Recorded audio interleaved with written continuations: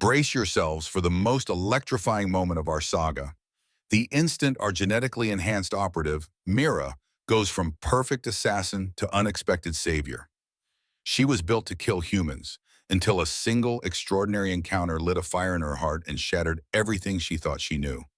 From covert infiltration to daring rescues, every pulse-pounding scene reveals deeper layers of betrayal, courage, and fierce hope. The stakes skyrocket when an alien commander threatens to reset his own kind, propelling Mira and her new allies into a race against time. Will they succeed in liberating those caught in the crossfire? Or will the commander's iron grip prove unbreakable? To discover how this riveting showdown unfolds and witness what becomes of Mira's personal awakening, you won't want to miss a single moment of the story. Please subscribe to our channel for more thrilling sci-fi adventures and stick around to see how it all ends. Rain hammered the neon-lit streets of New Shanghai, cascading off towering skyscrapers and pulling along the maze-like alleys where vendors hawk sizzling street food and counterfeit electronics. In the heart of this vibrant chaos stood Mira, an operative whose genetic makeup straddled the boundaries between human and something far more engineered.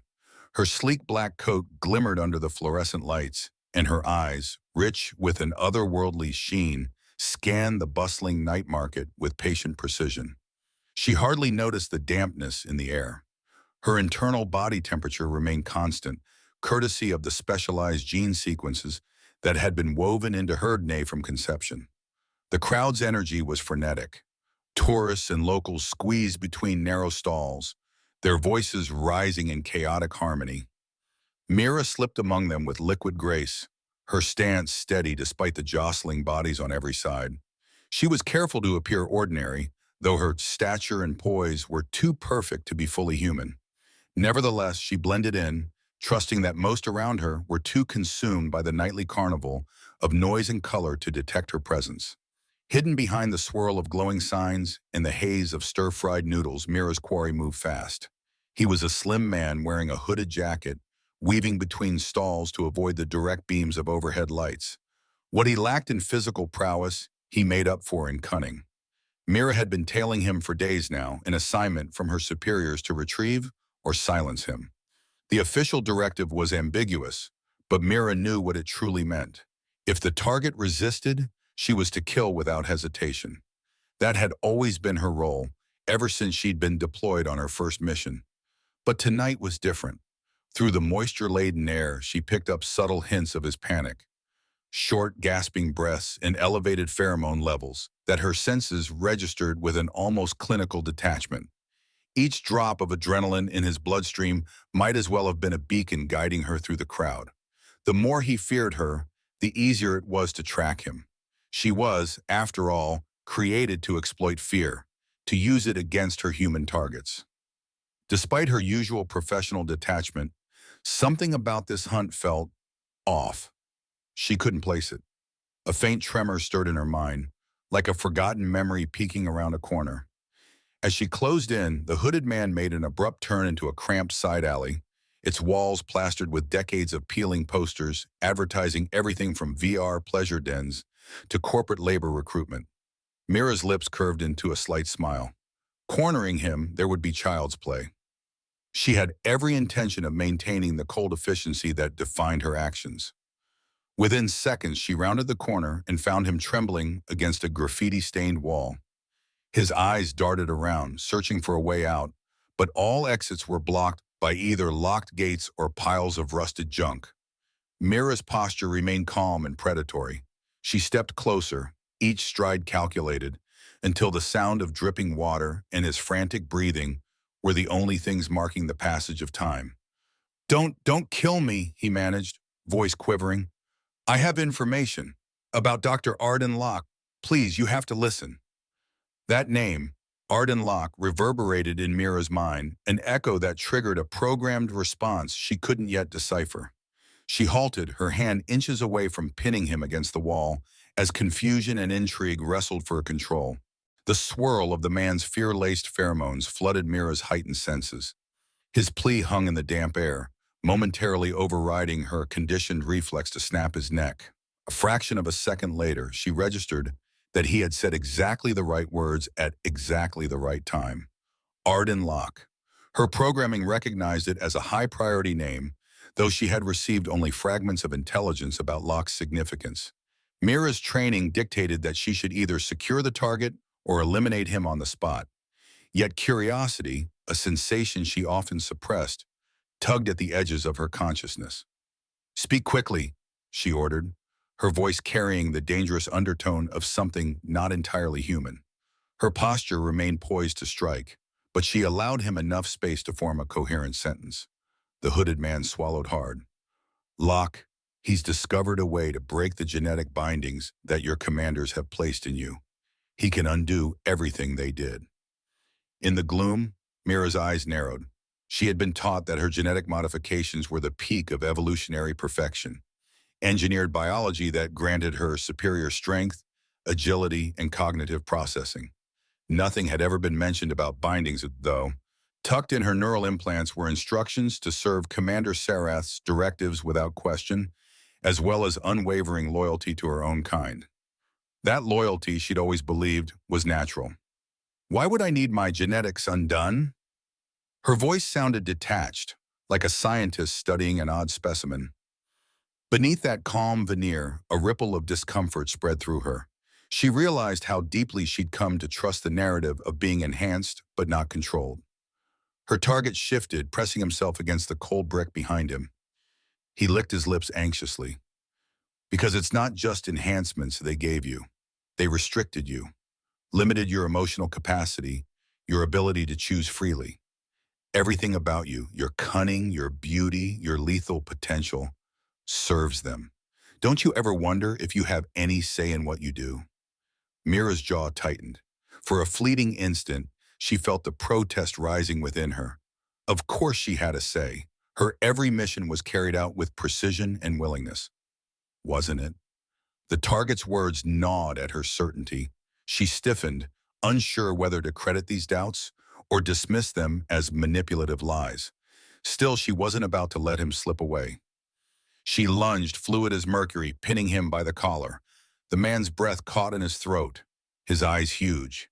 She could feel his pulse thundering in his veins. This close, she usually smelled impending death, but this time she picked up something else. Determination? Before she could pry more information out of him, he jabbed a small device into his sleeve. A burst of ultrasonic waves roiled through the narrow alley.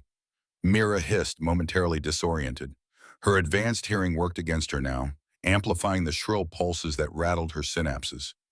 Even with her resilience, the sudden overload of sound disrupted her balance. She staggered for the briefest moment, fighting a surge of static in her mind. By the time the white noise cleared from her skull, the alley was empty, save for flickering neon reflections in puddles of rainwater.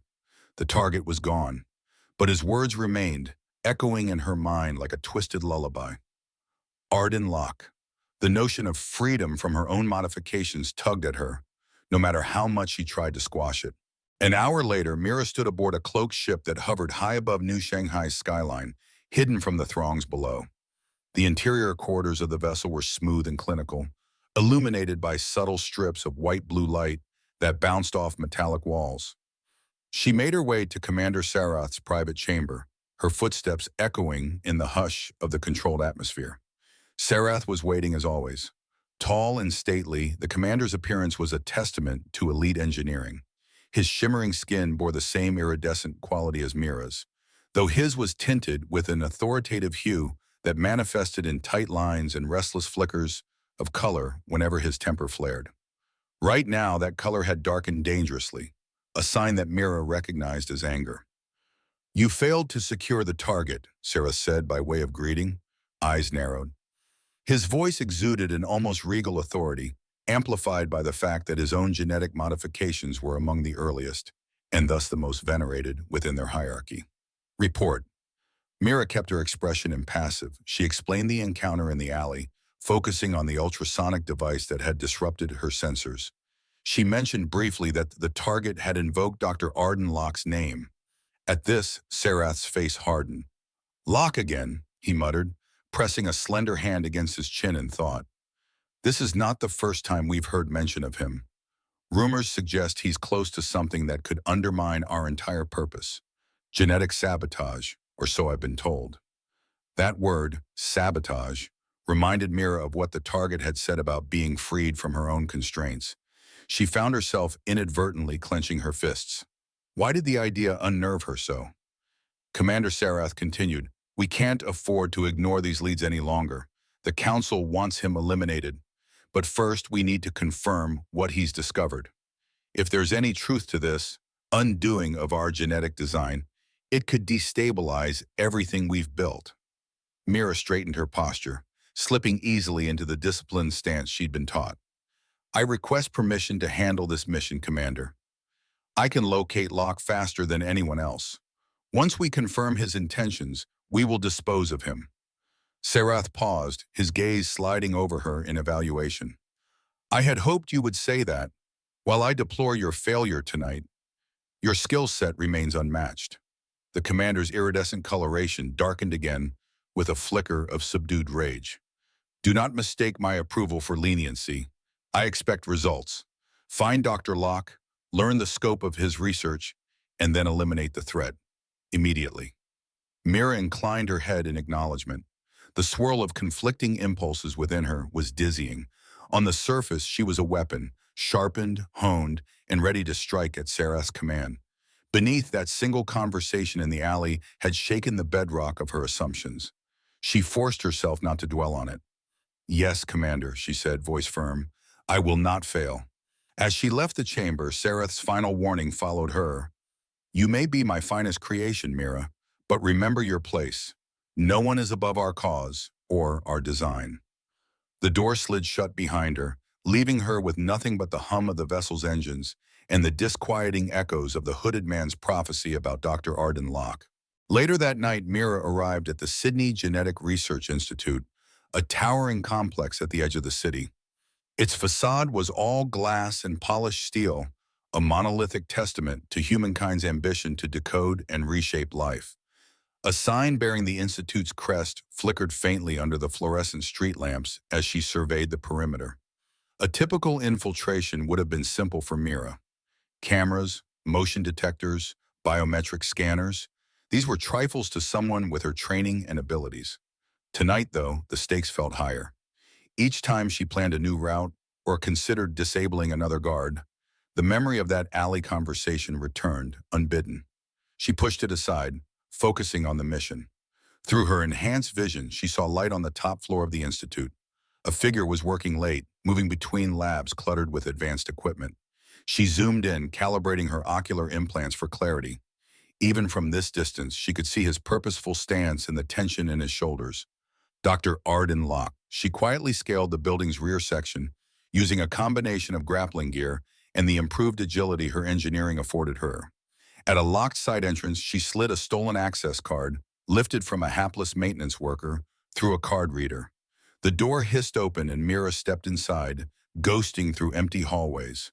Her iridescent skin adjusted faintly to match the sterile walls, a chameleon-like quality that helped her avoid the sporadic security patrols. Reaching Locke's private lab required passing multiple sealed corridors. She bypassed them methodically. A retina scanner was fooled by a digital overlay, a voice-locked door tricked by recorded audio. Each mechanical challenge felt less like a threat and more like a puzzle to be solved. Yet with each successful breach, the tension in her chest grew. At last, she stood in the lab's observation room, a glass partition separating her from the man himself. Locke had his back turned, intently monitoring a sequence of data streams that scrolled across several holographic displays. He was of average height, perhaps mid-30s, with dark hair shot through with faint streaks of silver. His movements were calm and confident, the hallmark of someone deeply absorbed in his work. Mira inhaled slowly, bracing herself. In a single swift motion, she slid open the interior door and stepped through. She expected him to freeze, to jerk with alarm, or scramble for a panic button. Instead, he simply continued tapping at the console. "You might as well come in all the way," Locke said, his tone almost casual. "I disabled the silent alarm the moment you stepped into the building. You're too skilled at infiltration for me to miss your arrival." Her eyes narrowed. How had he known? Her infiltration techniques were well beyond standard human capability. Instinctively, she glided forward, letting her skin revert to its standard faint shimmer. Dr. Locke, I presume. He turned then, and for a fraction of a heartbeat, Mira experienced something she'd never felt before, an abrupt flutter in her chest, as though her engineered heart had missed a beat. Dr. Arden Locke, the man confirmed, stepping aside from his console. His voice was smooth, but not without an undercurrent of tension, as though he recognized danger yet refused to back down. And you must be one of Commander Sarath's operatives. Mira's lips curved into a faint, practiced smile. How do you know about Sarath? Locke raised an eyebrow. Let's just say I'm more informed about your species' hierarchy than most humans. I've been studying the genetic modifications in your kind for years, ever since I discovered a pattern in the code that someone didn't want me to see. Something in his gaze made Mira uneasy. For all her training and reading micro-expressions in the subtle hints of fear, Locke wasn't displaying the usual panic she associated with human targets. Instead, there was curiosity in his stare, and something else. Compassion? It was a look she'd rarely, if ever, encountered. That pattern, Locke continued, nodding toward his holographic displays, is the crux of my research. Whoever you are, you should know that your body isn't just enhanced, it's also constrained. Emotional inhibitors, loyalty subroutines, neural blocks that keep you from questioning certain directives. I've identified them all. Mira hesitated. Despite herself, she wanted to scoff, to dismiss his words as baseless speculation. But echoes of the hooded man's warning and the nagging sensations in her own body wouldn't let her. She felt the memory of that ultrasonic burst, the disorientation that had allowed her target to flee, and realized how a small vulnerability in her senses had caught her off guard. She took a careful step toward Locke, her voice deliberately controlled. I've come to learn precisely what it is you claim to know, and then, if necessary, to ensure you never share it again. A faint trace of fear flickered across his features, but it wasn't enough to slow him down. He lifted a small tablet and tapped a sequence of commands. Instantly, a DNA model appeared in midair, rotating like a glowing spiral. This is your genome, he said softly, or close enough. The sample I acquired from another operative was incomplete, but the structural markers match what I see in you. Notice these highlighted loci. He reached out, and his fingers practically brushed the shimmering display. Mira's gaze followed the motion. There were a series of highlighted gene clusters, each labeled with cryptic notations like L pattern or S inhibitor. These are the locks your commander never told you about, Locke explained, stepping around to position himself closer to her. They don't just boost your reflexes or let your skin change color to blend with surroundings. They also dampen your emotional range, restrict your ability to form attachments, and ensure unwavering obedience to certain triggers. It's elaborate, beyond anything I've seen in standard human genetic engineering. Mira maintained her composure, but inside her mind, a tempest brewed. She had accepted her enhancements as a path to perfection. The notion that her emotional life and personal agency had been deliberately stunted rattled her. You're lying, she said flatly, although she couldn't stop the flicker of color that passed over her irises, betraying her inner turmoil. Locke exhaled, shaking his head. I wish I were. Your commander knows you have the potential to be more than a weapon. It's the reason they're hunting me so aggressively. They can't risk this knowledge spreading. Mira's mind spun with conflicting impulses. On the one hand, her mission was clear. Extract information, and if the threat proved real, eliminate Locke to protect her species' interests. On the other, the words emotional suppressors echoed incessantly. If such inhibitors existed, what did that mean for every sense of belonging, loyalty, or even personal identity she had ever felt? Locke let the question hang in the air. We could run a scan, gather a sample of your blood, and I can show you undeniable proof. He gestured at his advanced lab equipment. But if you really don't believe me, you can end this now. Her posture stiffened. No target had ever offered themselves up in such a manner, half challenging, half inviting. The idea that he wasn't fearful, but instead, concerned for her well-being, tugged at something deep within her. It was disorienting, like stepping onto a bridge with missing planks. A lesser operative might have shot him right there, pulled the trigger, destroyed the data, and reported back to Commander Sareth that the threat was neutralized. But Mira found herself lowering her weapon. "Show me," she said, voice surprisingly quiet. Locke nodded, carefully extracting an injector from a sterile pack. She watched with unwavering focus as he took a small blood sample from her arm, depositing it into a whirring device that fed information directly into the lab's main computer. Holograms fluttered to life, lines of code and genetic sequences layering across each other. "Incredible," Locke murmured under his breath, his eyes flicking between multiple displays. "Your markers are even more advanced than the sample I had. Auto-regenerative complexities, neural link potential, they went all out with you." The swirling data glowed in pulses, highlighting areas of active gene expression. Mira recognized enough of the displayed code to see something unusual. Certain gene sequences were locked behind a lattice of proteins, a lattice that, if undone, might unleash changes she couldn't predict. Locke shifted his attention to one particularly dense cluster of markers. "See these? They regulate your emotional responses, capping them at a certain threshold. If they break down, the resulting flood of feeling would be overwhelming at first, but eventually it could stabilize into something akin to normal human emotion, just stronger, maybe more intense." Mira said nothing, the tension in her chest coiling ever tighter. She glanced between Locke's serious expression and the revelations on the screen, torn between disbelief and an inexplicable longing. The longing to actually feel beyond the calculated calm that had defined her life. A beep sounded from the device, prompting Locke to study another set of readouts. His jaw tightened. "One more thing," he said, turning to her. "Commander Sareth and those who stand behind him, they can remotely reinforce some of these gene locks if you remain connected through your neural implants. That's probably how they keep you in line, especially if you ever show signs of deviation." The implications stung. It made sense of that half-remembered jolt in her mind whenever Sareth issued direct orders.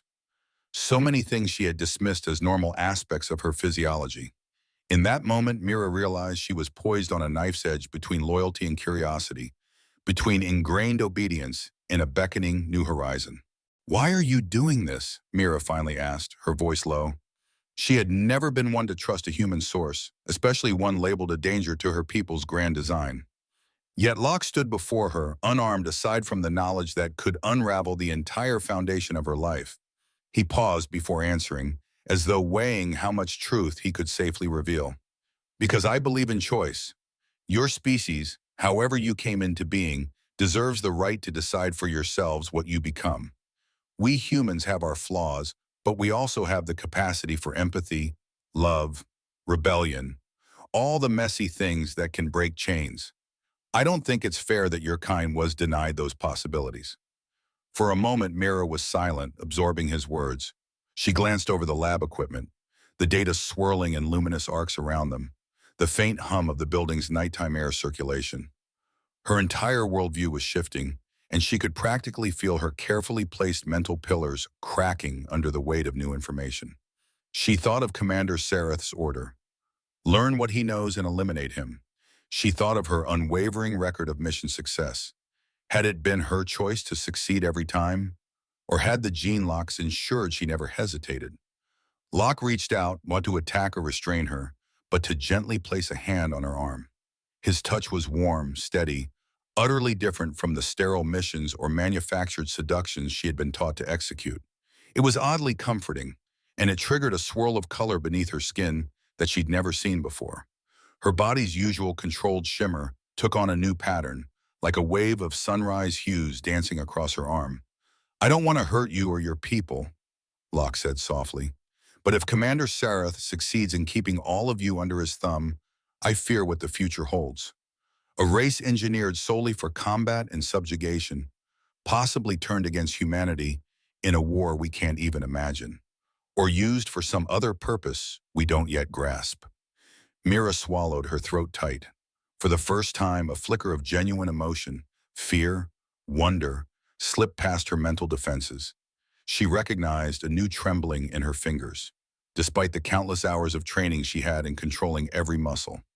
In the quiet that followed, only the beeping of instruments and the distant hum of city traffic broke the silence.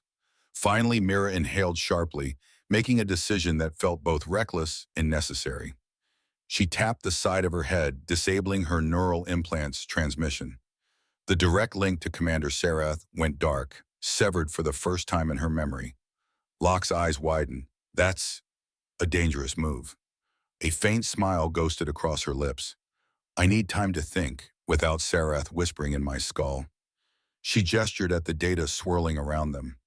Show me everything, Dr. Show me who I am, and what I could be if I'm not just a weapon. Outside, the rain continued to fall, splattering against the lab's high windows. Yet within those walls, a new storm was brewing. A metamorphosis, perhaps, that would test Mira in ways no mission had before. With that quiet but resolute promise, the first steps of a far larger journey began. A journey that would pit her against her own kind, challenge an entire system of engineered loyalty, and force her to confront the most human emotion of all, the spark of connection that had begun to glow inexplicably in her chest. Mira stood motionless in Dr. Ardenlock's lab, letting the low hum of electronics and the throb of her own heartbeat fill her ears. She'd disabled her neural link to Commander Sarath's command network, something she'd never imagined herself capable of doing. Now, the final trace of that connection lay silent in her mind, and she realized how accustomed she'd grown to its subtle presence. For the first time, she was alone with her own thoughts. Let's start with a thorough scan, Locke murmured, guiding her toward a sterile exam table positioned beside a series of holographic projectors and protein analyzers. She obediently sat on its metal surface, forcing herself to remain calm despite a new swirl of uncertainty. A day ago, she would have considered any medical testing by a human a pointless risk. Now, curiosity gnawed at her, along with an odd twinge of anticipation. Locke began by checking Mira's basic vitals. His eyes swept over the digital readouts, where her pulse, blood oxygen, and neural rhythms danced across floating screens. Your physiology is remarkable, he said under his breath, almost reverently. Everything about your system is heightened. Immune response, cell regeneration, reflex pathways. But look here. He tapped the edge of one hologram where a cluster of data spikes lit up. These readings show irregular emotional responses that have surged since you disconnected from your command feed. Mira felt her face tense, an unaccustomed heat rising in her cheeks. Emotional responses. She was supposed to be indifferent to such distractions, or at least able to compartmentalize them. But now the mention of them made her keenly aware of the flutter in her chest, the subtle warmth spreading through her at Locke's proximity. She exhaled, trying to focus. Over the next hour, the lab filled with quiet focus, punctuated by Locke's occasional murmured insights. He took hair follicles for genetic mapping, monitored her brainwaves under mild stress tests, and even tested her reaction times using a series of quick flash targets. Through it all, Mira's body cooperated with her new inquisitiveness, as though it too wanted answers. Finally, Locke set down his tablet. He opened a fresh display, layering newly gathered data on top of what he'd shown her before. These proteins regulating your emotional centers, they're shifting at an exponential rate. As soon as you cut off Sarath's remote influence, it's like your system started unraveling those old constraints in real time. Mira leaned closer to see, her iridescent skin flickering faintly from the overhead fluorescence. Indeed, the color-coded gene structures were in flux, as though they'd been jolted awake by a long-dormant trigger. What will happen to me? She asked, an edge of apprehension threading her voice. That depends on how your body adapts, Locke admitted. In theory, your emotional capacity, your ability to feel empathy, love, fear, all of it, should expand until it finds a new equilibrium. You won't be bound by the old suppressors, but there's a risk of overload. We're in uncharted territory. Mira stared at the drifting helix of data, trying to reconcile this avalanche of information with the unwavering, lethal operative she had always believed herself to be. The mere fact that she could fear something as intangible as an overload of emotions underscored the changes he spoke of. Mira stood motionless in Dr. Ardenlock's lab, letting the low hum of electronics and the throb of her own heartbeat fill her ears. She'd disabled her neural link to Commander Sarath's command network, something she'd never imagined herself capable of doing. Now, the final trace of that connection lay silent in her mind, and she realized how accustomed she'd grown to its subtle presence. For the first time, she was alone with her own thoughts. "Let's start with a thorough scan," Locke murmured, guiding her toward a sterile exam table positioned beside a series of holographic projectors and protein analyzers. She obediently sat on its metal surface, forcing herself to remain calm despite a new swirl of uncertainty. A day ago, she would have considered any medical testing by a human a pointless risk. Now, curiosity gnawed at her, along with an odd twinge of anticipation. Locke began by checking Mira's basic vitals. His eyes swept over the digital readouts, where her pulse, blood oxygen, and neural rhythms danced across floating screens. "Your physiology is remarkable," he said under his breath, almost reverently. "Everything about your system is heightened. Immune response, cell regeneration, reflex pathways. But look here." He tapped the edge of one hologram, where a cluster of data spikes lit up. "These readings show irregular emotional responses that have surged since you disconnected from your command feed." Mira felt her face tense, an unaccustomed heat rising in her cheeks. Emotional responses. She was supposed to be indifferent to such distractions, or at least able to compartmentalize them. But now, the mention of them made her keenly aware of the flutter in her chest, the subtle warmth spreading through her at Locke's proximity. She exhaled, trying to focus. Over the next hour, the lab filled with quiet focus punctuated by Locke's occasional murmured insights. He took hair follicles for genetic mapping, monitored her brain waves under mild stress tests, and even tested her reaction times using a series of quick-flash targets. Through it all, Mira's body cooperated with her new inquisitiveness, as though it too wanted answers. Finally, Locke set down his tablet. He opened a fresh display, layering newly gathered data on top of what he'd shown her before. "These proteins regulating your emotional centers, they're shifting at an exponential rate. As soon as you cut off Sareth's remote influence, it's like your system started unraveling those old constraints in real time." Mira leaned closer to see, her iridescent skin flickering faintly from the overhead fluorescence. Indeed, the color-coded gene structures were in flux, as though they'd been jolted awake by a long-dormant trigger. "What will happen to me?" she asked, an edge of apprehension threading her voice. "That depends on how your body adapts," Locke admitted. "In theory, your emotional capacity, your ability to feel empathy, love, fear, all of it, should expand until it finds a new equilibrium.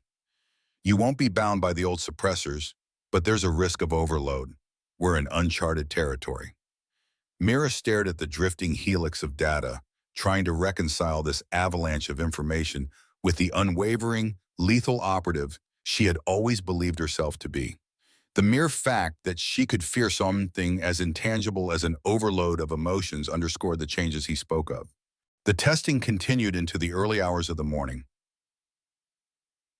until Mira's enhanced senses flagged her growing restlessness and a spike in Dr. Locke's fatigue. He insisted on extracting as much data as possible, scanning for every hidden marker or subroutine that might exist within her customized DNA. Several times, she caught him shooting her a look of fascinated concern, as though he were studying both a scientific marvel and a person whose well-being genuinely mattered. With every test, Mira felt a tug at her psyche, a soft, insistent pull she now recognized as curiosity. Before, her missions required singular focus: track, eliminate, report. She'd never found reason to linger on questions about who she was or why she was constructed this way. Now the illusions of choice she'd once held were laid bare, replaced by the jarring awareness that she might be little more than a meticulously programmed tool. The shift in atmosphere came without warning. A flashing red alert lit the far wall, accompanied by a dull, insistent alarm that echoed off polished counters and steel cabinets. Locke immediately rushed to a nearby terminal, his fingers tapping frantically across a virtual keyboard. "We have company," he said, voice tense. A security feed popped into view, showing heavily armed troops on the perimeter of the Institute's building. "They've bypassed the outer guard patrols. Someone's definitely after us." Mira slid off the exam table, every combat reflex flaring at the thought of an impending threat. Her senses sharpened. She slipped on the leather-like coat she'd draped over a nearby chair. "It's Sareth's men," she guessed. He'll want you alive and me back under his control. Locke nodded, still typing furiously. I'm trying to engage countermeasures. The Institute has some rudimentary defenses, but it won't hold them off for long. There's a service elevator that leads to a sub-basement level. There might be an old access tunnel we can use. As the alarm's wail intensified, Mira joined him at the monitor.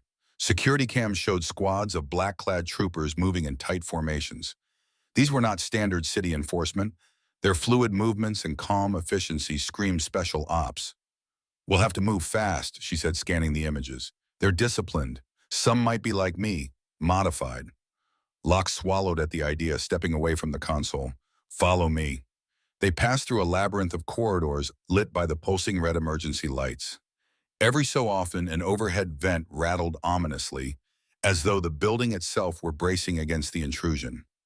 Through partially open doors, Mira glimpsed labs cluttered with unidentifiable experiments, caged animals for research, and elaborate gene editing pods. She couldn't help but wonder how many modifications had been perfected here, how many quiet horrors had paved the way for her own creation. Finally, they reached the service elevator. Locke typed in an override code, and with a grinding hum, the door slid open. Before they could step inside, a loud crash echoed through the hallway behind them. Heavy footsteps and the clink of tactical gear followed. They're coming, Mira said, her voice low. The two squeezed into the elevator, letting the doors slide shut. As it descended, Mira's heartbeat thudded with a mix of adrenaline and something she could only label as concern for Locke's safety. It was foreign to her, this protective impulse.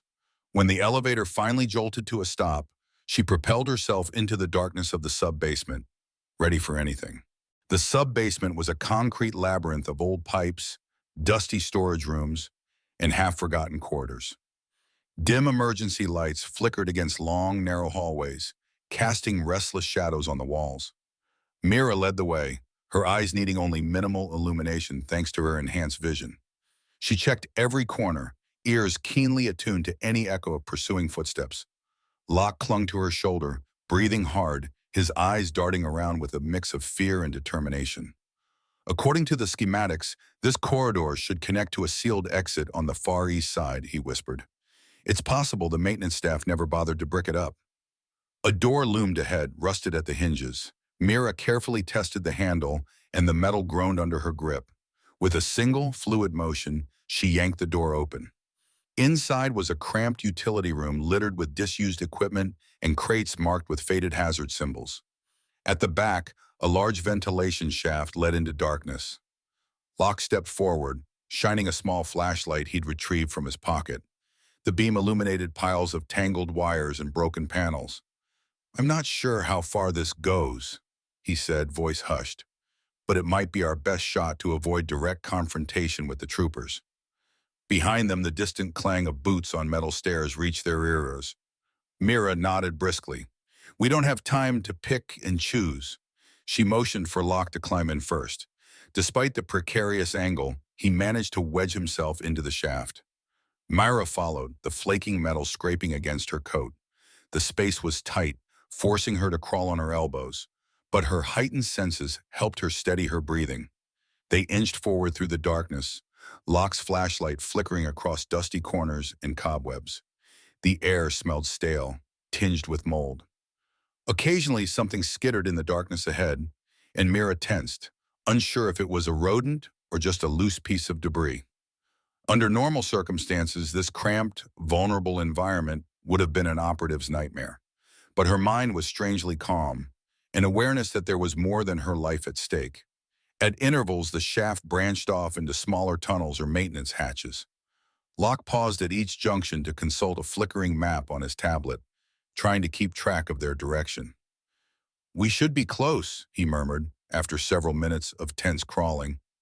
Mira nodded, but even as she did so, she felt something else, an undercurrent of dread that this plan was too easy to thwart. Sarath's forces weren't amateurs. They'd anticipate possible escape routes. Her concern grew when she heard a muted clang from somewhere ahead, as if someone was prying open a metal hatch. She gestured for Locke to kill the flashlight. The darkness became absolute. Mira focused on her sharpened hearing, catching faint reverberations of voices echoing through the vent. They were speaking quietly, but the acoustics carried bits of what they said.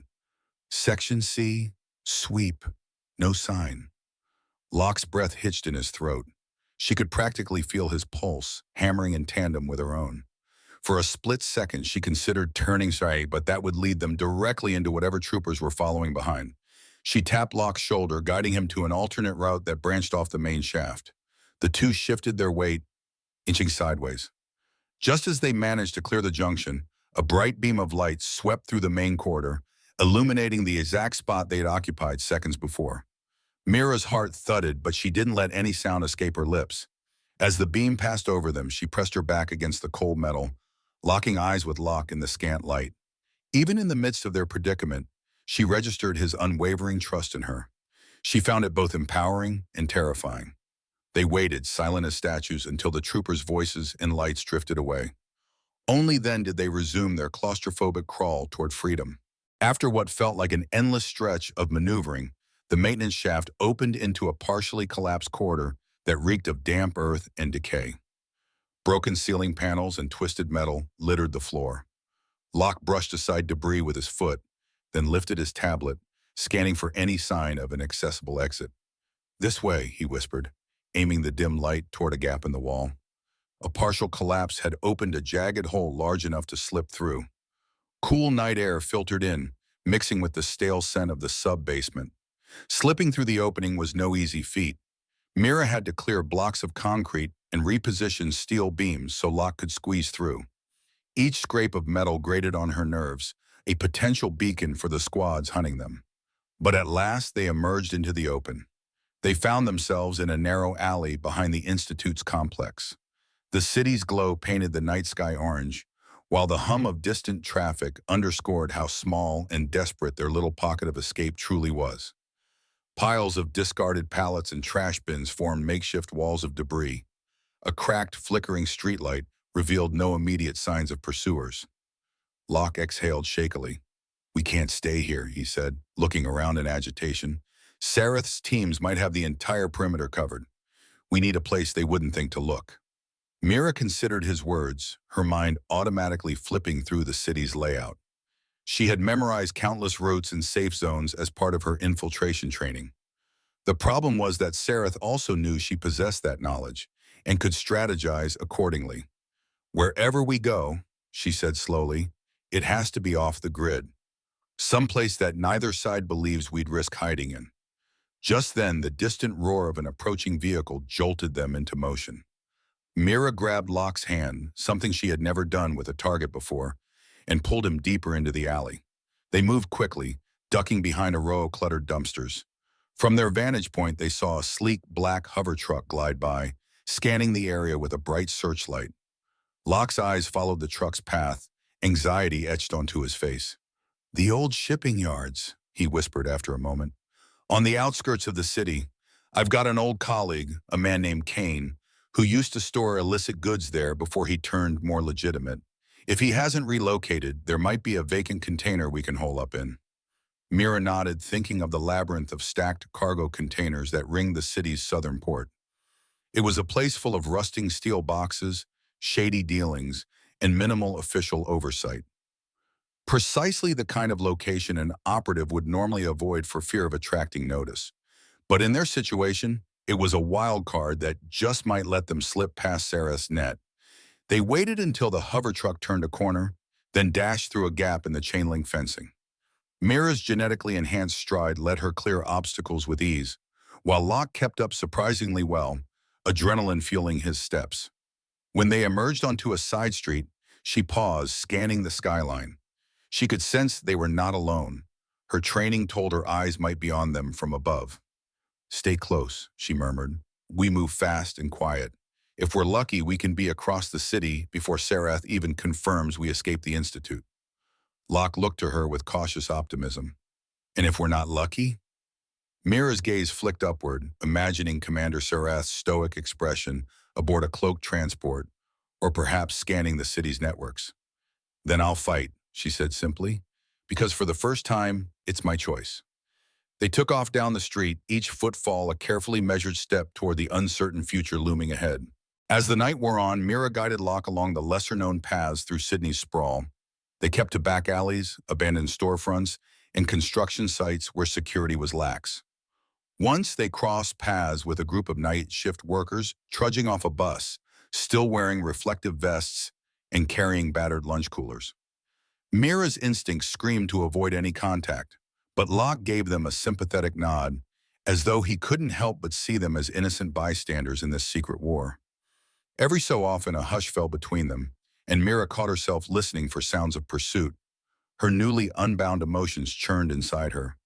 There was fear at being cut off from the only command structure she'd ever known, but also a curious exhilaration. She found herself glancing at Locke's profile more often than she intended, noticing how the tension in his jaw softened whenever he glanced back at her. At one point, they huddled behind a graffiti-covered wall while a pair of drones zipped overhead, scanning the area with an eerie blue beam. Mira clenched her fists, expecting conflict. Instead, Locke rested a hand lightly on her shoulder, silently reminding her that they should lie low. Something about his touch, its warmth, its simple reassurance, made her chest tighten in a way combat never had. When the drones passed, they emerged and resumed their journey toward the shipping yards. Over the next hour, signs of the city's industrial zone became more frequent. Heavy trucks rumbled by, warehouses dotted the skyline, and the faint tang of salt water drifted inland from the harbor. Finally, they slipped through a torn chain-link fence that led into a maze of stacked cargo containers, each one stamped with corporate logos and stenciled ID numbers. The area was poorly lit, just a few flickering floodlights overhead, but that was enough for Mira to see the vantage points. She led Locke in a zigzag, careful to avoid open areas.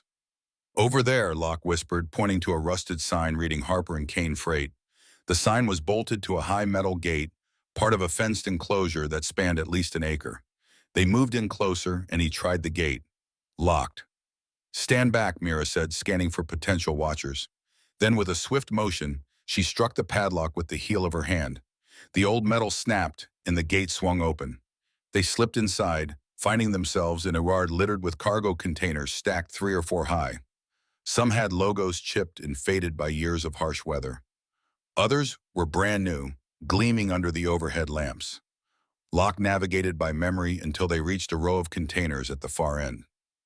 "Here," he said, stopping at a dark blue container half buried behind stacks of pallets.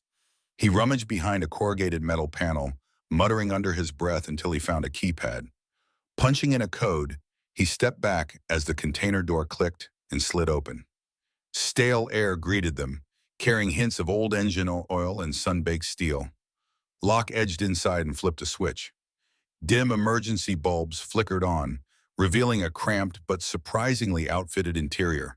A small cot, a portable generator, crates of supplies, and even a battered desk piled high with outdated electronics. "This used to be a storage unit for certain, less than official dealings," Locke explained sheepishly. "But it's been empty a while. Kane let me keep some gear here in case I needed to lie low." Mira surveyed the space, her heightened senses scanning for threats. Nothing seemed amiss. She allowed herself a moment to relax, stepping away from Locke to examine the setup. The container was insulated, offering a measure of concealment from thermal scans. There was even a small ventilation fan humming softly in the corner. Locke seemed relieved to see it all still operational. "We can rest here, at least until morning." She nodded, exhaustion finally catching up with her. She dropped onto the edge of the cot, listening to the faint drone of the fan. For once, she felt the weight of freedom pressing down on her, a sensation both liberating and strangely overwhelming. Hours slipped by new in relative calm. Locke busied himself at the makeshift desk, transferring and backing up data from the mini-lab modules he'd salvaged from the Institute. Meanwhile, Mira couldn't sleep. She paced the interior of the container, her thoughts spinning with the revelations she'd absorbed in the last day. Occasionally, she approached the desk to see if Locke needed assistance, but he just shook his head, offering a comforting half-smile before returning to his frantic typing. Eventually, she settled beside him, drawn to the flicker of blue-green holographic screens. "You're analyzing the samples again?" she asked, though the answer was obvious. Locke nodded. "I want to figure out how to accelerate the breakdown of these gene locks safely." If more of your people are out there, others like you, I need a method to help them before Sareth decides to cull them all. The notion of Sareth culling her people made Mira's stomach twist. She recalled the memory of her commander's stern face, the unwavering authority in his voice, and how she'd always assumed that their kind's best interest was paramount in his plans. Now she wasn't sure what his real motives were, or who else might be complicit in their creation. Locke pinched the bridge of his nose, clearly fighting fatigue. If I'm right, the emotional inhibitors have a specific chemical signature. I've already identified the enzyme that breaks them down, naturally released when you experience strong, authentic feeling. That might be why simply disconnecting from Sareth's feed isn't enough for everyone. They need an emotional trigger. Mira thought about the odd rush in her chest whenever Locke looked at her or touched her shoulder. She swallowed, remembering how her skin had flickered in new patterns at his nearness. So if an operative feels something powerful enough, it starts dissolving the inhibitors? Precisely, Locke said. He paused, studying her. Which means that the more you allow yourself to experience genuine emotions, fear, love, empathy, the faster your transformation will progress. But it's risky. Without careful monitoring, the influx of unregulated feelings could lead to psychological collapse. A shiver coursed through Mira, both from the notion of love as a biochemical catalyst and from the magnitude of the changes awaiting her if she embraced that path. She glanced away uneasy. Is there no simpler way? Locke shook his head. Gene therapy on your scale would take months, if not longer. Time we don't have. And Sareth's people are sure to tighten their net. They'll want to reclaim you at any cost. The mere mention of being recaptured conjured an image of her forcibly returned to the role of puppet, her mind once again tethered to a chain of commands. She couldn't bear the thought. Then we won't let them take me. That means we'll have to move again, Locke said gravely, powering down the holograms. This container is secure for the moment, but as soon as Sareth's squads realize we're gone, they'll start combing every inch of this city, possibly beyond. Mira nodded, scanning the cramped interior. We'll need allies, she said, half surprising herself with the word. Before now, her mission framework never included the concept of alliances, only targets, obstacles, or superiors. Locke let out a long breath. I can reach out to a few people in the human resistance movement. They're suspicious of all alien operatives, but if they see what Sareth is doing to his own kind, they might help. He locked eyes with her, gaze unwavering. We can't do this alone, Mira. She released a breath she hadn't realized she'd been holding. Then let's find whoever we can, because I'm done being controlled or letting others be controlled in my name. Dawn crept over the stacks of cargo containers in thin streaks of pale light, highlighting patches of rust and peeling paint. Mira stood at the entrance to their makeshift hideout, peering through a narrow gap at the shipping yard's perimeter. Her every nerve was on high alert, scanning for the slightest sign of infiltration. Inside, Locke was on a battered communications device that resembled a half-disassembled radio. He held a small earpiece to his head, murmuring quietly into the microphone. Mira caught snippets of conversation, coordinates, code phrases, references to a Colonel Garrison. Evidently, the human resistance had its own chain of command, and Locke was leveraging old favors and half-trusted relationships to request a meeting. Finally, Locke set the earpiece down, turning to face her. Colonel Garrison is sending a small team to evaluate our situation. I explained the basics, that Sareth's forces are hunting us, and that you aren't the threat they believe. He hesitated. The colonel won't be easy to convince, but he lost good men fighting your people before. If we can show him Sareth's real agenda, he might be willing to protect us. Mira swallowed, a complicated mix of emotions roiling within her. She remembered the human resistance from various mission briefs, pockets of insurgents determined to resist any covert alien influence. They were known to be resourceful, relentless, and often lethal in their approach to liberating humans from outside manipulation. Being forced to rely on them felt surreal. And if he decides I'm a risk, she asked quietly. Locke grimaced.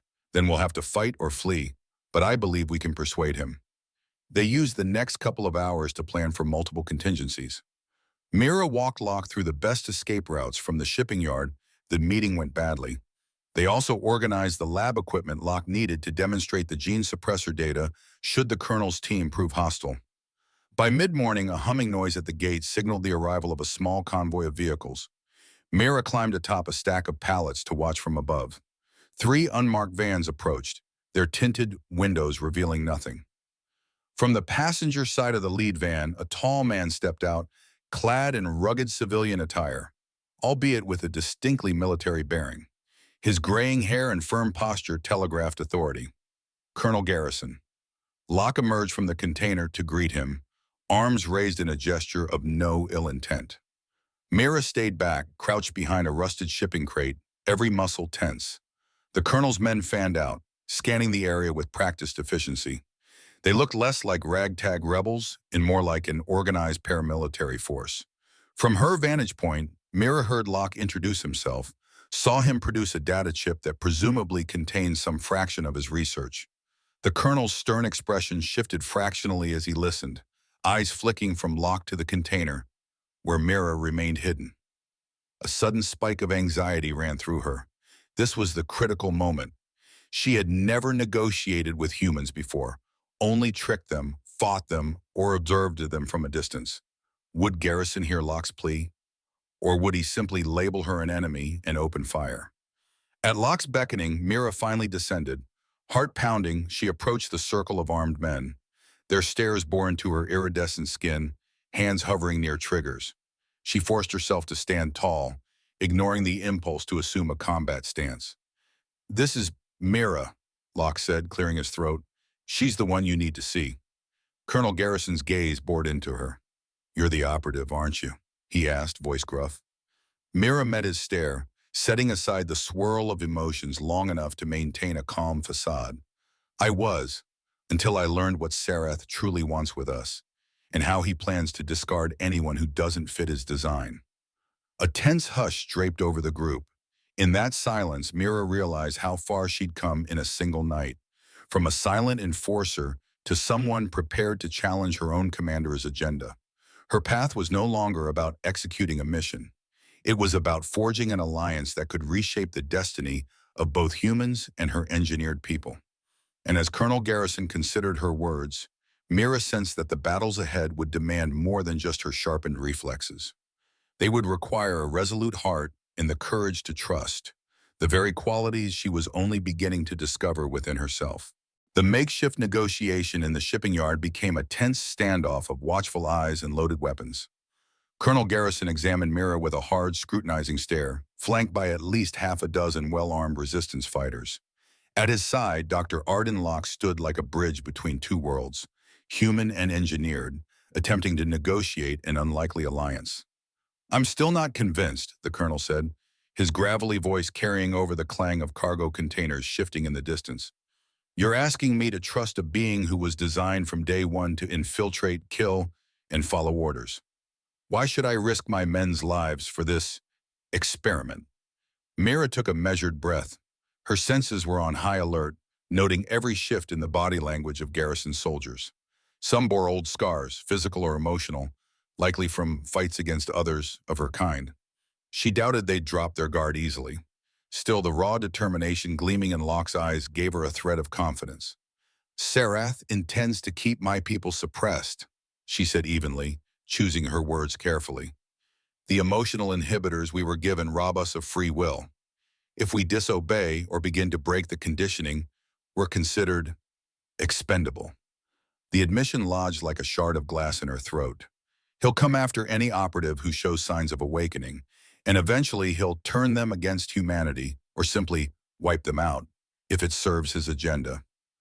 Colonel Garrison's expression remained cool, but his posture shifted a fraction. It was subtle, yet Mira recognized it as a sign he was listening. She pressed on. "Dr. Locke has discovered a way to disable the genetic locks. If we can free others like me, we might prevent a war that Sarath could unleash." A murmur ran through the group of resistance fighters. Mira could sense their disbelief, but also a flicker of curiosity. Their knowledge of alien modifications was scattered at best. Locke stepped forward, carefully placing a digital tablet into Garrison's waiting hand. The screen displayed a labyrinth of gene sequences, annotated with color-coded text. "I've verified the presence of emotional suppressors in Mira's DNA," Locke explained, "and I'm close to finalizing a treatment to safely break them down in other operatives, provided we can find them before Sarath resets or terminates them." One of Garrison's lieutenants, a lean woman with cropped hair, spoke up. "Even if that's true, how do we know she won't turn on us? A single operative can tear through an entire squad." Mira met the lieutenant's gaze unflinchingly. "I won't pretend I'm not dangerous," she said. "I've done things, obeyed commands, out of a conditioned sense of loyalty. But I'm choosing a new path now. If I wanted you dead, I would have struck already." The lieutenant's jaw tightened, but she didn't argue. Garrison exhaled, glancing at the men and women flanking him. "We don't have many good options. Sarath's influence has been bleeding into Earth's major centers for years. If Dr. Locke's claim is legitimate, this might be our only shot at leveling the field." Locke nodded. "We'll need a secure base of operations to continue the research, one that can't be easily tracked. Mira can't do this alone." A tense silence followed. Finally, Garrison holstered his weapon, signaling for his team to lower theirs. "All right," he said, "we'll give you a chance to prove yourselves. But if there's any sign of betrayal—" His threat hung in the air like an unfinished chord. Mira understood it perfectly. They were offering an alliance, not unconditional trust. Still, it was more than she could have hoped for a day prior, when her worldview was confined to Sarath's directives. "We won't betray you," Mira replied firmly, "because the future of both our species depends on what we do next." By late afternoon, Colonel Garrison's small convoy had escorted Mira and Locke to a hidden resistance facility several miles inland. Situated deep in a rugged landscape of rocky hills and sparse vegetation, the site was protected by camouflage netting and underground bunkers that made detection from above nearly impossible. Mira surveyed the surroundings with measured curiosity. The main entrance was a wide bunker door set into the side of a weathered slope, guarded by watchtowers manned with advanced rifles and night vision scopes. Inside, a network of corridors branched off, each sealed by heavy metal doors and monitored by multiple checkpoints. It reminded Mira of some of her people's clandestine outposts, though this time she wasn't here to invade or sabotage. "We've had to upgrade security since our last run-in with your kind," Garrison remarked tersely as they passed through a checkpoint. Locke walked alongside him, cradling a sealed case of equipment and data drives. "Some of the operatives we encountered could impersonate us down to voice inflection. We needed robust scanning measures." At the next station, a guard ran a handheld scanner over Mira, reading her biosignature. Mira tensed slightly, but let them proceed. A screen beeped, displaying spikes in her neural activity and genetic deviations from standard human norms. When the guard looked at Colonel Garrison for guidance, he nodded. "We expected that," Garrison said. "Let her through." Once cleared, Mira followed Locke deeper into the facility. They were directed into a large makeshift laboratory lined with steel tables, advanced monitors, and half-assembled medical apparatus. Several other resistance scientists were already in motion, analyzing data from earlier battles. Their chatter ceased when Mira walked in, replaced by guarded stares. Locke broke the ice. "We need these stations to begin analyzing new samples and refining the approach to break the inhibitors. Where can we set up?" A bespectacled scientist pointed them to a corner of the lab cordoned off by portable privacy screens. "Use that space. We'll route extra power if needed." As Mira helped Locke arrange the equipment, she became acutely aware of the stifled tension in the room. Whispers echoed behind her back, remarks about an alien operative being allowed free rein in their stronghold. She ignored them, forcing herself to focus on the task at hand.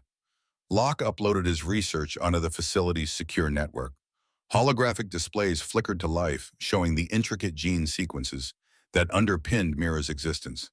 "I'll need tissue samples from any operative we can rescue," he said, loud enough for the surrounding scientists to hear, "to confirm how quickly their inhibitors are decaying, if at all. We have to move fast."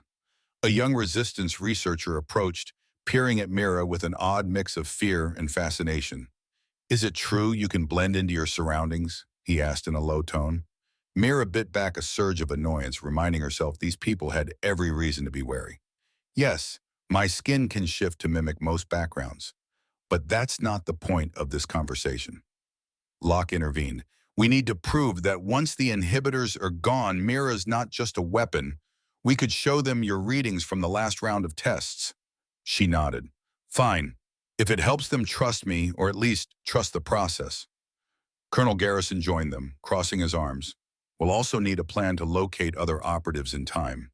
Sarath won't hesitate to deploy lethal force if he detects defection in any of them." Mira's mind churned. "There's a shared network among my kind. Brief, coded signals we can send to each other. It was meant for tactical coordination. If we can tap into it undetected, we might pinpoint any who are starting to fracture from Sarath's control." Garrison's gaze flicked to Locke, then back to Mira. "Then let's get to work. We'll set up a secure link. And if it means we can free more of these operatives, so be it. But remember, if any of them so much as blinks in our direction the wrong way, I'll pull the plug." Mira bristled at his tone, but understood the underlying caution. No one here was eager to risk betrayal. Then again, neither was she. She lowered her head in a gesture that was part acknowledgement, part determination. "I'll do whatever it takes," she said quietly. "Because this fight isn't just yours, it's mine too." High above Earth's surface, hidden in the swirling clouds, Commander Sarath stood on the bridge of his cloaked warship. Floor-to-ceiling view screens displayed holographic maps of planetary cities, star routes, and coded transmissions.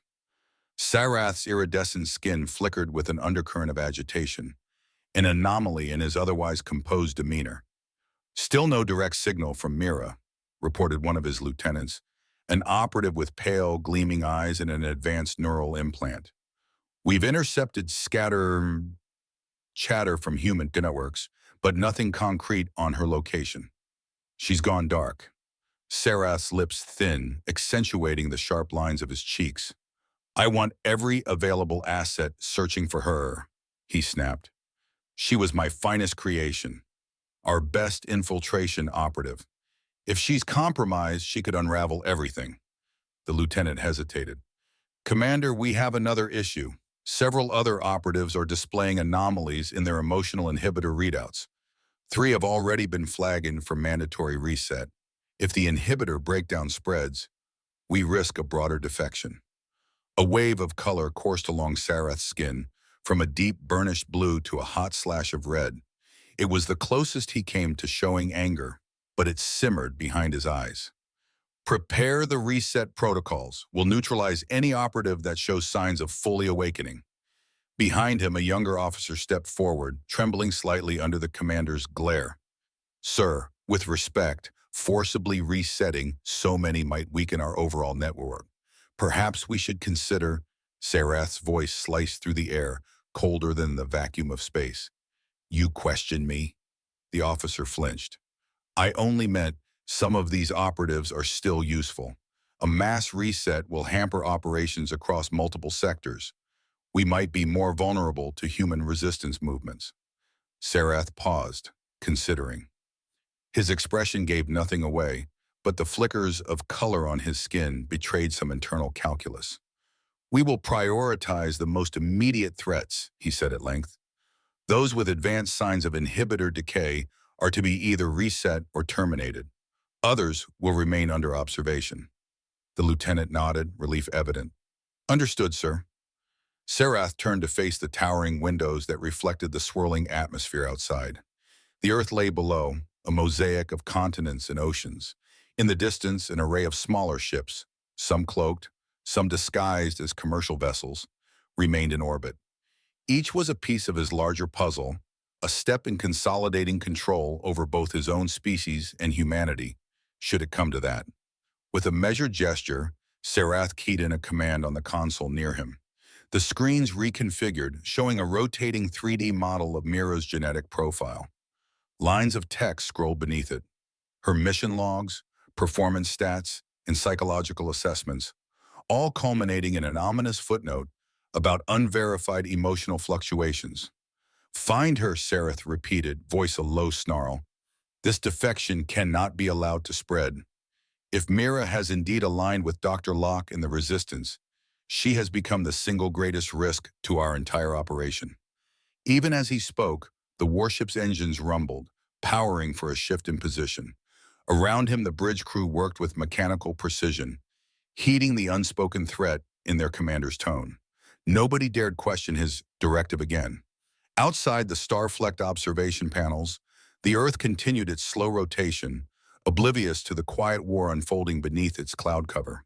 Sarath stared down at it, and in the reflective surface, one could see an echo of anger in his features, perhaps even fear. For all his talk of controlling others, the idea that one of his most capable creations was free, evolving beyond his grasp, turned his sense of supremacy into a haunted obsession. Meanwhile, in the Resistance Base's makeshift lab, Mira and Dr. Locke huddled over a newly assembled communications station. The device whirred softly, cables snaking into portable servers and encryption modules. A cluster of monitors displayed flickering lines of alien script, searching for the frequency Mira had referenced. She tapped a few keys, narrowing the signal. A sudden burst of static filled the speakers, followed by disjointed fragments of an alien language. Mira's breath caught. She recognized it as the specialized tactical code used by operatives to coordinate stealth missions. "This is it," she murmured. "Give me a moment to parse it." Locke relinquished the console to her. She typed in a series of commands, her iridescent skin reflecting back the shifting lights from the screen. Her enhanced memory guided her through the cryptic language. At last, she found an open channel. "Operative M11 calling any unbound units," she said, voice steady. "Repeat, Operative M11 calling any unbound units. Confirm if you are experiencing inhibitor degradation." The line crackled, silent except for static. Colonel Garrison stood off to the side, arms folded, observing. A handful of his soldiers peered over his shoulder, weapons slung over their backs in case anything went wrong. After several agonizing seconds, a weak voice cut through the interference. "Receiving? Who? M11? Identify your squad." Mira's pulse kicked. The voice belonged to a female operative. She could tell from the tonal modulation, though it was distorted. "I'm Operative M11, also known as Mira," she answered. "I've broken from Sarath's network. If you're losing inhibitor stability, we can help you." A pause, then a coughing sound, maybe an attempt to speak. I I don't know what's happening to me," the voice finally said. "My heart, it won't stop racing. Vivid memories, emotions that shouldn't exist. They've labeled me compromised." Locke exchanged a hopeful glance with Mira. Garrison arched an eyebrow, silently urging caution. Mira leaned closer to the microphone, her own chest tight with empathy she never knew she could feel before this. "They'll try to reset you," she said, "but you can escape that fate. You're not broken, you're waking up. We can give you a chance to be free of the inhibitors." A crackle came over the line, and the distant operative let out a pained groan. "Where? They're hunting me. I can't." "Transmit your location," Mira said calmly. "We'll come for you. Sarath's forces are strong, but we have human allies now. We can keep you safe." There was a series of desperate gasps, and then coordinates began streaming across the monitor. A remote industrial sector on the outskirts of a major city. Mira rapidly recorded them. But the moment the coordinates finished, another burst of static overwhelmed the frequency. Locke frowned, fingers flying over the console. "Signal jam," he muttered. "Sarath's people must have intercepted or realized the broadcast was compromised." Garrison stepped forward. "Did we get enough to track the operative?" Mira nodded, her voice quiet. "Yes, but she's likely pinned down or on the run.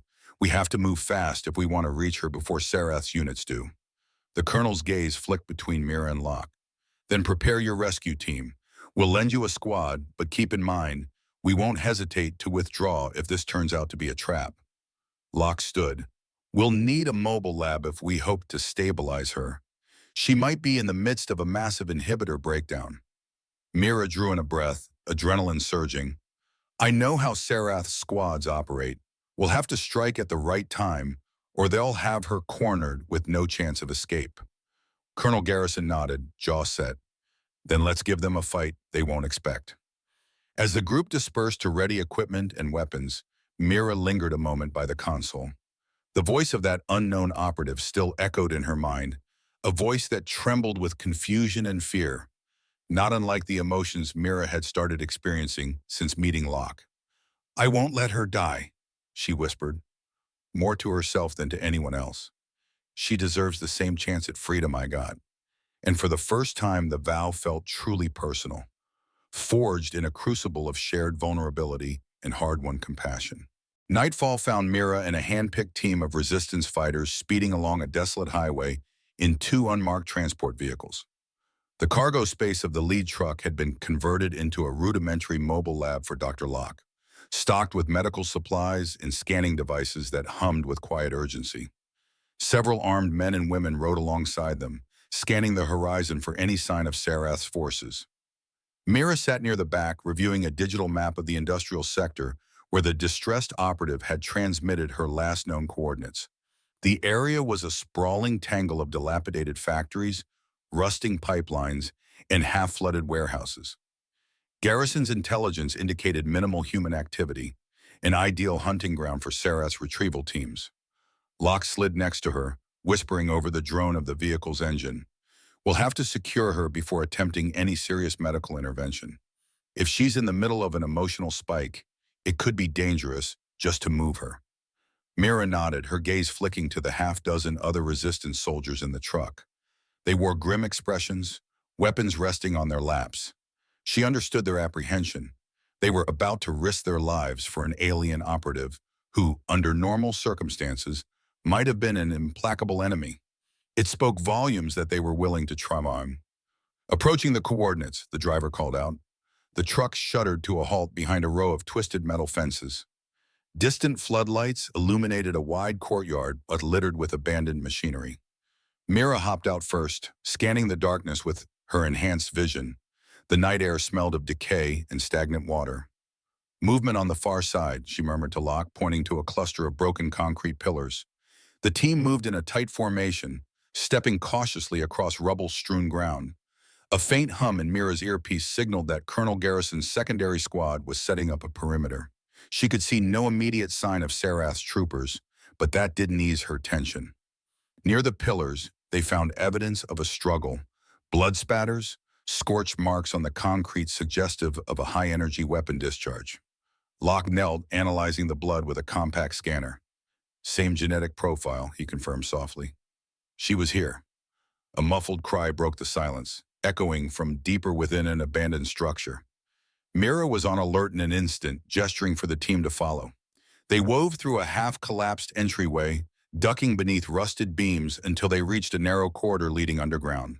The corridor opened into what might once have been a sub-basement. Pools of murky water reflected the flicker of a single broken light overhead. At the far end, half hidden behind fallen debris, lay a figure clad in tattered black combat gear. Her breathing was ragged, and she clutched her side where a wound seeped dark fluid.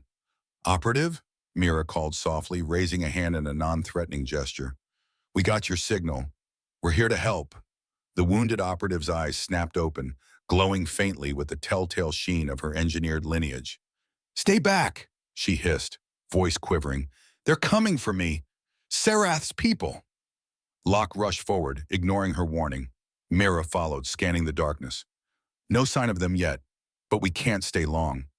The operative tried to stand, swaying precariously, her face twisted in a mixture of pain and confusion. "My head feels like it's on fire. I can't think straight. Everything is so intense." Locke knelt, pressing a medical device to her temple. "Your inhibitor breakdown is in full swing. We have to stabilize you before you pass the point of no return." Mira crouched to help lift the injured woman. "You're not alone," she said, her own voice surprisingly gentle. "I know what this feels like. We'll get you out of here." The operative's terrified gaze landed on Mira's face, the shimmering swirl beneath her skin. "You're like me," she breathed, a mix of shock and relief. Before Mira could respond, a series of bright beams lit the corridor entrance, flashlights attached to rifles. Shouts in a harsh, authoritative tone echoed off the walls. Sarath's troopers had arrived. A volley of energy rounds sizzled through the air, forcing Mira and the resistance team to duck behind collapsed concrete slabs. Locke shielded the wounded operative with his body, while two resistance fighters returned suppressing fire. Mira's heart slammed in her chest, a fierce protectiveness surging through her. Gone was the purely tactical detachment she might have felt in the past. Now, adrenaline mixed with an almost visceral need to defend those who had come to rely on her. She caught Locke's gaze, reading the same urgency there. "We need an exit, fast!" she shouted over the din. One of Garrison's soldiers, a seasoned woman named Tamsin, gestured to a side corridor. "There's another route that might lead back to the surface. Go." Mira motioned for Locke and the injured operative to move first. The two resistance fighters laid down heavy fire, scattering Sarath's troopers, who took cover behind a row of steel support beams. The subterranean space echoed with ricocheting shots and the acrid tang of scorched concrete. Leading the way, Mira sprinted into the corridor, scanning for traps. She could hear footsteps pounding behind them. Sarath's troopers were regrouping. With her advanced hearing, she picked up snippets of their comm chatter. Priority capture, the defector, lethal force authorized on the others. Anger seared through her. Commander Sarath's disregard for life, even his own operatives, was on full display. She pushed ahead, guiding Locke and the stumbling operative through a narrow passage that sloped upward. Tamsin and the other resistance fighter brought up the rear, exchanging gunfire with their pursuers. At last, they emerged into a fenced enclosure bathed in ghostly moonlight. Dilapidated shipping crates and broken pallets offered scant cover. The night air felt shockingly cold after the stale underground corridor. Locke steadied the injured operative, who winced with every step, her expression a mask of agony and sensory overload. Mira scanned the perimeter. Across the yard, she glimpsed the silhouettes of Sarath's troopers cresting a stairwell, weapons glinting under the moon. Instinct roared within her, demanding action. She gestured to Tamsin. "Keep them busy for a second." Tamsin nodded, dropping to one knee and peppering the area with covering fire. The other soldier joined her, forcing the troopers to hesitate. Under cover of that brief lull, Mira triggered her camouflage. Her skin rippled, blending with the shadows and the rusted steel around her. She circled wide, slipping behind the troopers undetected. In a flash, she took down the first one, a powerful strike to the back of the neck that sent him sprawling. The second swung around, only to be disarmed by a lightning-fast twist of Mira's wrist. A third tried to raise an energy rifle, but Mira delivered a punishing blow to his ribcage. Even as he crumpled, her heart hammered with a disorienting mixture of combat thrill and an acute awareness of the risk to her newfound allies. A final trooper lunged at her with a blade that crackled with charged current. She dodged, feeling the hair on her arms stand up from the electric discharge. She struck back, her movements a lethal dance of genetically engineered precision. Within moments, 4 troopers lay incapacitated, groaning in pain. Myra suppressed the urge to finish them off. She was no longer operating under Sarath's kill directives. She reappeared in the moonlight, her camouflage receding as she exhaled. Locke and Tamsin rushed to her side, guiding the wounded operative between them. "We saw the whole thing," Tamsin panted, wiping sweat from her brow. "Remind me never to get on your bad side." Sirens wailed in the distance. Reinforcements, perhaps. The group resumed their flight, helping the operative limp toward a secure extraction point where the Resistance's vehicles waited, engines idling. With every step, Mira felt the weight of her choice to protect these people instead of fulfilling her old mission. She cast one last glance over her shoulder at the incapacitated troopers. She couldn't help but wonder if any of them, too, were on the brink of inhibitor breakdown. Were they seconds away from the same revelation she'd had, or would Sarath swoop in and reset them? Her chest tightened with an odd sense of sorrow. Not all would be saved tonight, but one was. Maybe that was enough for now. Back at the Resistance base, the atmosphere crackled with urgency and anticipation. The wounded operative, who finally identified herself as Celine, was laid on a medical cot in the upgraded lab. Locke moved quickly, attaching electrodes to monitor her vitals, while Resistance medics cleaned and dressed her injuries. Colonel Garrison appeared, lines of concern etched into his weathered face. "You made it," he said to Mira, relief seeping into his otherwise stern tone. His eyes flicked to Celine's trembling form. "And you brought her back alive. That's more than I expected." Mira merely nodded, still reeling from the mission's intensity. She watched as Celine flinched under the bright lights, her eyes wild with a mix of pain and heightened emotion. Every moan she uttered tugged at Mira's own raw empathy. Locke turned to Garrison. "Her inhibitor meltdown is severe. She's experiencing full emotional rebound plus the physical trauma of her injuries. We need to administer the stabilizing serum I've been developing. Garrison's brow furrowed. Are you sure it's safe? No, Locke admitted, voice tight. But if we don't try, she'll likely die or slip into irreversible mental shock. With a curt nod, the colonel waved approval. Mira stepped forward as Locke prepped a syringe filled with a translucent liquid. She could feel Celine's fear emanating in waves, and she laid a gentle hand on the operative's shoulder. You're with allies now. Let Dr. Locke help you. Celine's gaze darted around, then fixated on Mira with desperate intensity. They'll come for me, she whispered. Sarath always does. Not here, Mira said softly, forcing a note of reassurance she wasn't entirely sure she felt. We won't let that happen. Locke administered the injection. At first, Celine stiffened, her body convulsing in reflexive pain. Then gradually her breathing slowed. The monitors beeped rhythmically, indicating her heart rate was settling. A hush fell over the lab as everyone watched the readouts. Mira exhaled. If this worked, it was proof that Locke's approach could stabilize operatives undergoing emotional awakening. It also meant she wouldn't be alone. There could be more of her kind who found their way to freedom. The tension in the room broke when Celine's eyes fluttered open, her trembling subsiding to a manageable level. She looked at Mira, something like fragile hope in her gaze. It's quieter, she said hoarsely. The voices, the fear. It's still there, but I can breathe. Locke offered a small, relieved smile. We'll keep monitoring you. In time, you'll learn to handle these new emotions, like Mira has. From the other side of the lab, Colonel Garrison approached, flanked by Tamsin. Impressive, he said gruffly. You've proven this can work. But Sarath won't sit idly by. The more operatives you rescue, the more determined he'll be to crush us. Mira squared her shoulders, meeting Garrison's gaze.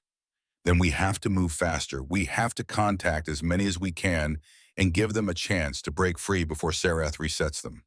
The colonel gave a slow, measured nod. We'll broadcast Locke's research throughout our network, gather resources from other resistance cells. You focus on reaching out to your people. In the background, Celine tried to sit up, her wound still fresh. Mira gently urged her to rest, yet the gratitude in the newly awakened operative's eyes was unmistakable. It ignited a sense of purpose in Mira's chest, reminding her why she'd taken this path in the first place. With each rescued operative, they chipped away at Sarath's monolithic control. But as the realization crystallized in Mira's mind, she felt the weight of an inevitable confrontation bearing down on them all. Sarath would not allow such acts of defiance to continue unchecked. And so the stage was set for a final reckoning, one that would test every bond they'd formed and every conviction they held. Though the future lay shrouded in the unknown, Mira understood something vital. They weren't just fighting a war for survival, but for the right of all beings, human and engineered alike, to choose their own destinies. In a quiet corner of the lab, as Celine fell into a fitful but healing sleep, Mira and Locke exchanged a glance that carried both apprehension and resolve. Whatever battle awaited them, they would face it together, armed with the fragile but growing alliance that promised a future free from imposed perfection. Looking back on Mira's journey, it's clear that every challenge she faced became a stepping stone toward genuine freedom. Not just for her, but for everyone touched by the emotional awakening. In the end, she stood against the very system that created her, proving that true strength lies in empathy, choice, and unwavering resolve. As the final confrontation settled and a new dawn broke, it was unity, not brute force, that carried the day. Humans and engineered operatives alike found hope in collaboration, bridging a gap once believed irreparable. From a personal standpoint, witnessing Mira evolve from a silent weapon to a beacon of possibility reminds us that no path is set in stone. Growth, compassion, and the courage to break from a preordained fate can triumph against even the most imposing odds. What do you think? We invite you to share your thoughts and insights in the comments. Let's keep the conversation going.